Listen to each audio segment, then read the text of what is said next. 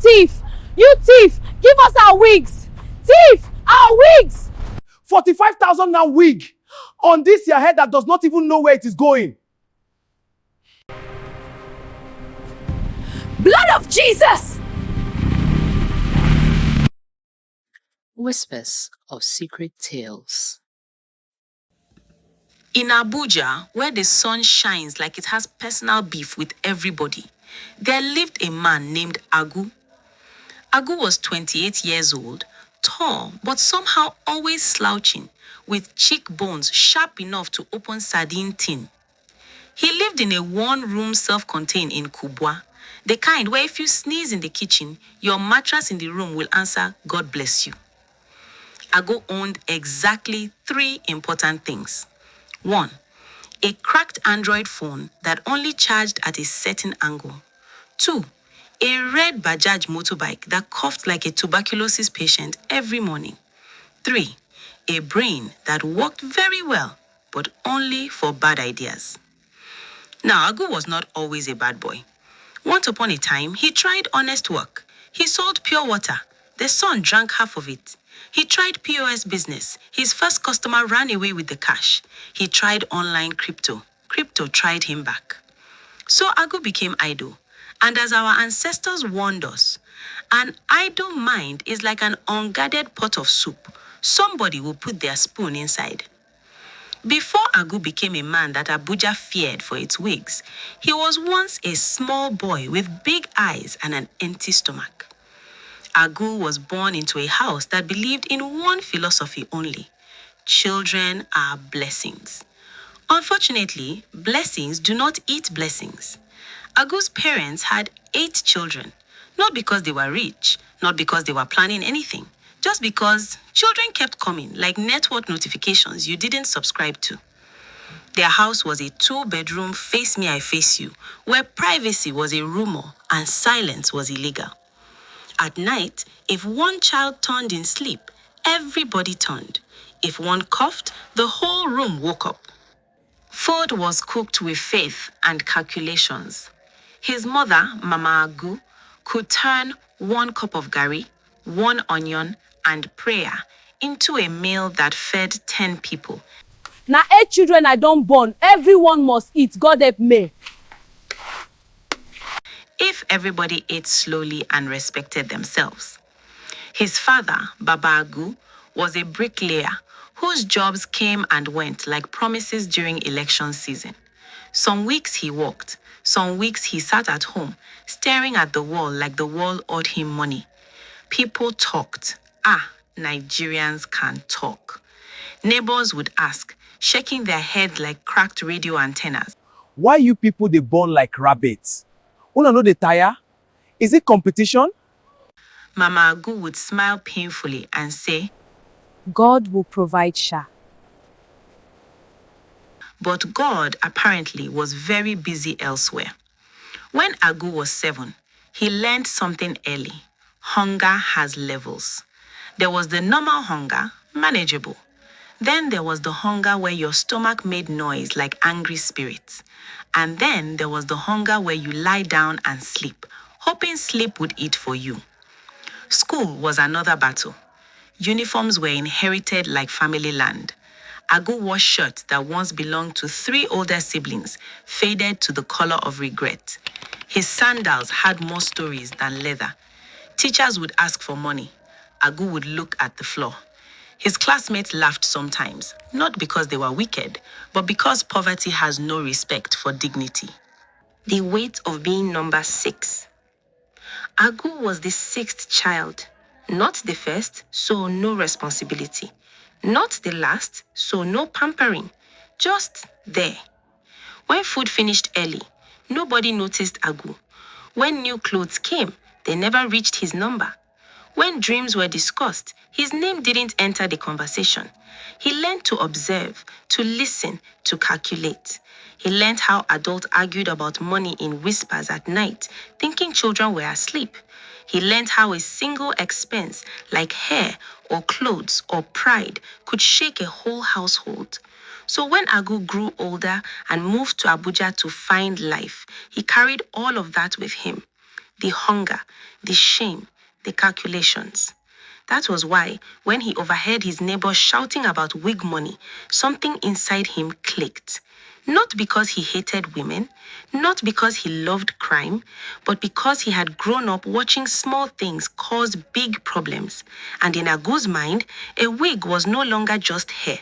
It was rent, it was food, it was escape. And so the boy from a house that never had enough became the man who decided, wrongly, foolishly, that if money was sitting on people's heads, then maybe he could just borrow it by force. The neighbors' quarrel. One hot afternoon, Agu was lying on his mattress, using his singlet as a fan, when he heard shouting next door. It was Mr. and Mrs. Danladi. Mrs. Danladi was shouting like a radio with no volume control. So the money I gave you for Egusi, you used it to buy wig? Mr. Danladi replied, voice cracking like dry firewood. Is it my fault that the wig was calling my name? Agu's ears stood up. Wig? Mrs. Danladi continued. 45,000 now wig on this your head that does not even know where it is going. Agu sat up. 45,000 naira on hair. He imagined it, just sitting on somebody's head, not walking, not hustling, just there, enjoying breeze.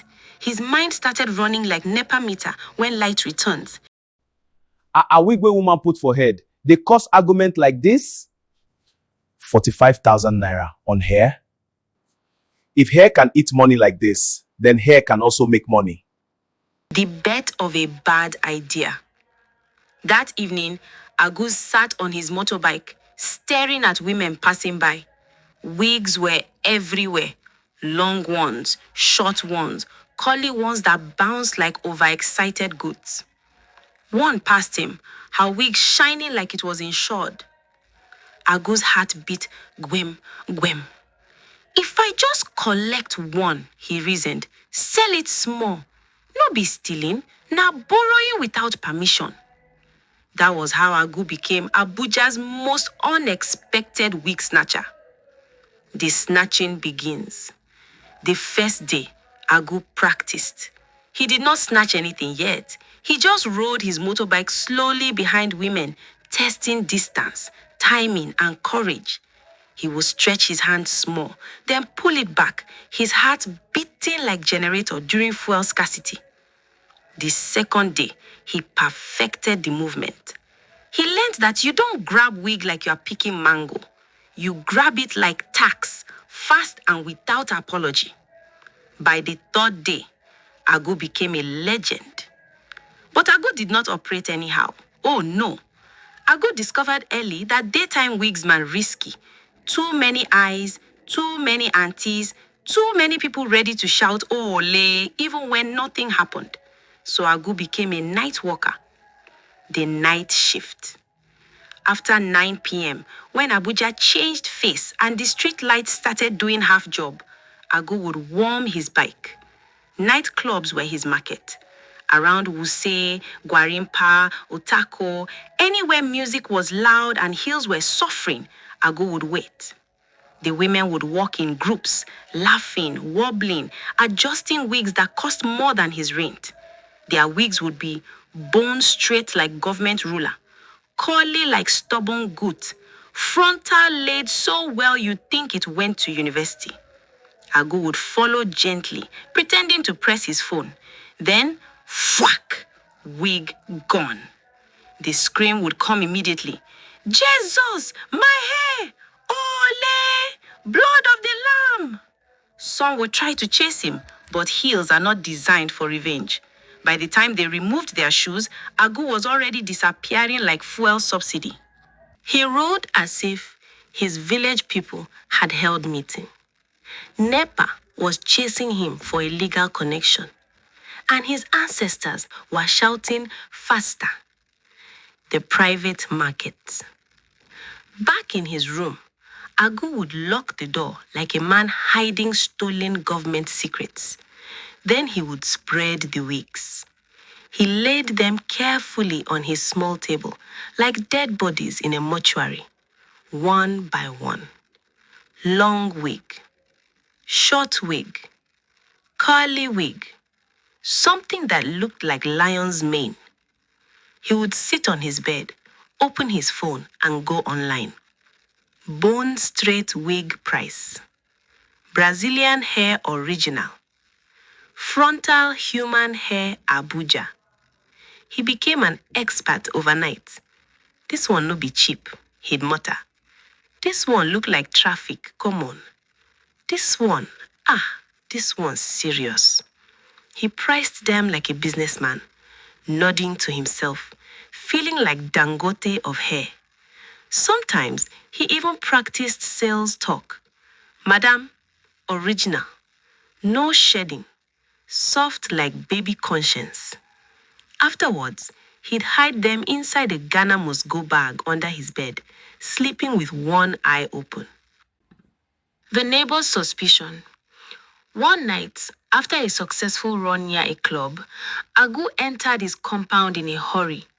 He did not know that his neighbor, Musa, was outside brushing his teeth. Musa noticed how Agu rushed inside like someone who just stole election results. Agu, you dey run like thief, Musa shouted, laughing. Agu forced a smile. Musa, night breeze. As he turned to enter his room, one wig fell. It dropped quietly, soft like shame. Musa froze. He stared. Then he stared again. Then he asked a question that nearly ended Agu's career. Agu, you don't turn woman? Agu's heart stopped, restarted, stopped again. He bent down sharply, grabbed the wig, laughing too much. God forbid. That one na my sister own. Musa raised his eyebrow. Which sister? Agu did not blink.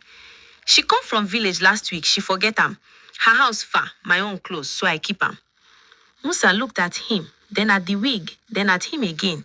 Your sister get many hair, sha. Agu laughed like a politician caught with budget money. Na fashion na. Musa shrugged. Abuja things and walked away. Agu locked his door and sat down. That night, he did not sleep. Not because of guilt, but because he realized something dangerous. He was getting too comfortable. And when comfort enters crime, trouble is already on the way. One night, as Abuja was cooling down small, and mosquitoes were resuming duty, Agu sat outside his room, pretending to scroll his phone, while actually scrolling life. That was when he saw it. His neighbor, Auntie Sadia, stepped out of her room. And on her head, a wig. Not an ordinary wig. This one was expensive. It shone under the compound lights like new aluminium pot. The edges were laid with confidence. The bounce was bouncing. The wig was sitting on her head like it had paid rent there. Agu swallowed. His heart beat like drum during village festival. This one no be anyhow, he whispered. This one get future. Auntie Sadia adjusted her bag and locked her door. Agu did not rush. He waited. Like a cat waiting for rats to finish praying. When she passed the gate and turned toward the bus stop, Agu stood up calmly, as if nothing was about to happen. He wheeled his bag quietly out of the compound and packed it far enough, not inside, not too close. Abuja lessons had taught him well. Then he covered his face with a mask, pulled his cap low, mounted the bike. As Auntie Sadia walked, swinging her bag and minding her business, Agu revved. Vroom! He sped past her like exam deadline. Fwack! Wig gone. Clean. Professional. The scream that followed shook the street. Ah! My hair! Agu was already gone. I borrow am. I never finish paying. They will kill me.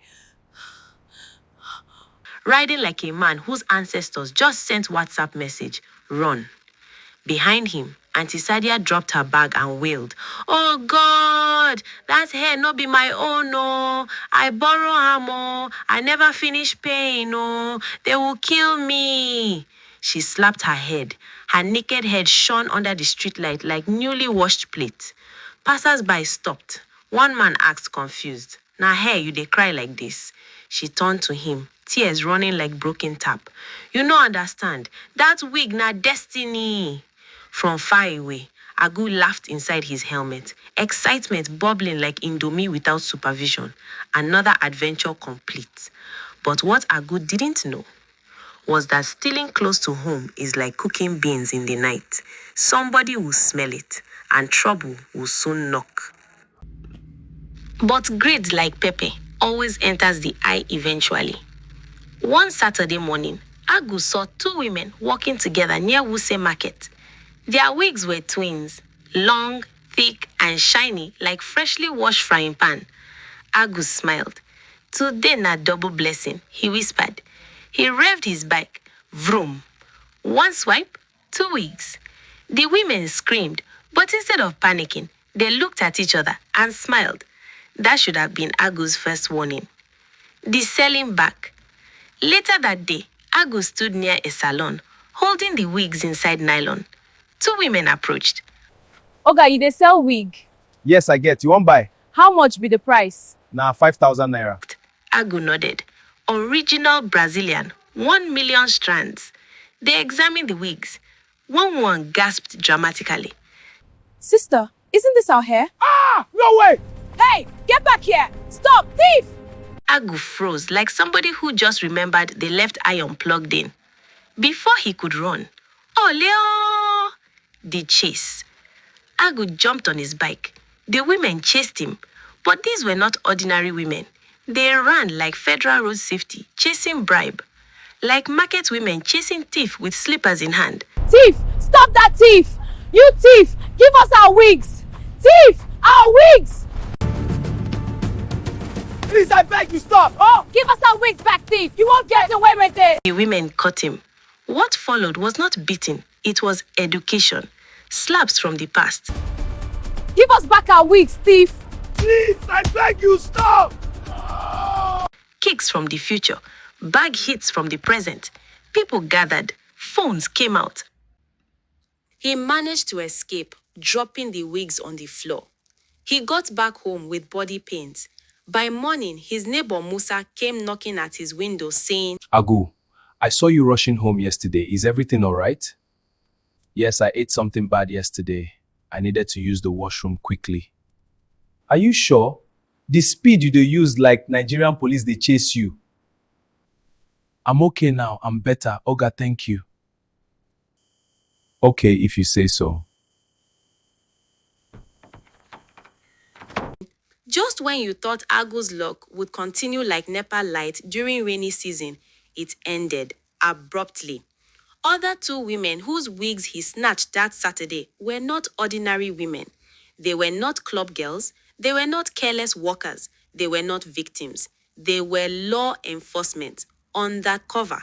For weeks, residents around that area had complained. Reports piled up like dirty plates after party. One man they collect hair for road. No motorbike they use. Or fast like rats we see cats. Authorities decided to act quietly. The women had been watching Agu for days. From afar, they saw him ride slowly like innocent passerby, pretend to press phone like WhatsApp had exam, stretch hand with confidence of a tax collector. They saw wigs disappear. They saw women cry. They saw Agu vanish like fuel in Nigeria. They studied his pattern. Nighttime, club areas, same routes, same escape. Then they planned. That evening, the two women dressed up properly. They wore wigs that were deliberately tempting, the kind of wig that whispers, "Collect me if you are brave." Before stepping out, they did something Agu would never imagine in his wildest dreams. They placed a small tracking device inside one of the wigs, tiny, silent, deadly. He will never detect this tracking device. Laughing softly, walking like ordinary women who trusted the night. And Agu saw them. Oh, he saw them. His spirit rose. Opportunity don't knock, he whispered. The final snatch. Same method, same confidence, same mistake. He rode up. Thwack! 2 weeks gone. The women screamed on cue. Jesus, my hair! Agu sped off, smiling like a man who just won betting with borrowed money. What he didn't know was that his location was already blinking on their phone, moving, turning, slowing, stopping, straight to his house. That night, as Agu entered his compound, counting profits in his head, he felt good. By morning, they arrived. Come on, you're coming with us. Hey, what are you doing? No time to explain. Let's go. You thief, get out. Dragging you to the neighbors. I'm not a thief. Let me go. Liar, beat him. Before Agu could ask, what is it? Bam! They gave him a sound beating. Not wicked, not excessive, just enough to remind his bones of their original positions. By the time the two women marched Agu into the compound, the place had already turned into evening cinema. People rushed out of their rooms faster than rats when light suddenly comes on. What is it? Who did they catch? Is it thief or transformer? Agu, bent like wet cardboard, was on the floor trying to remember his date of birth. That was when Auntie Sadia pushed through the crowd. It is him. This is the man. This is the one that collected my wig that night. No, it wasn't me. Thief! You people remember the day I was shouting for road? The wig I borrowed, the one I never pay finish. Now this boy Agu. I tell you now, he said that night the wig fall for ground. He tell me say na sister own. Which fit sister go leave Brazilian hair for brother? I beg carry am go. This boy too dey lie. So now our head you they use do business. God save us. Thief don't upgrade to salon. As they dragged him away, the neighbors followed like procession, gossip flying like mosquitoes. See how fast life turn film. Now we bring am down. Abuja no they hide anybody. Agu did not look back, because when a borrowed wig exposes you, even silence will laugh at you. Noise brings Nigerians faster than free food. He looked at the wigs being carried out of Agu's room, lined up like graduates during convocation. His mouth opened, closed, opened again. Agu was led away, head bowed, dignity missing like missing socks after laundry. And that was how the wig snatcher of Abuja finally met his match. Because no matter how fast a man runs, when law enforcement wears wig, trouble is already seated on your head. Thank you for watching. What do you think about this story? Don't forget to like, share, comment, and subscribe. And if your name is Agu or you know someone with that name, I beg no vex. So, bye.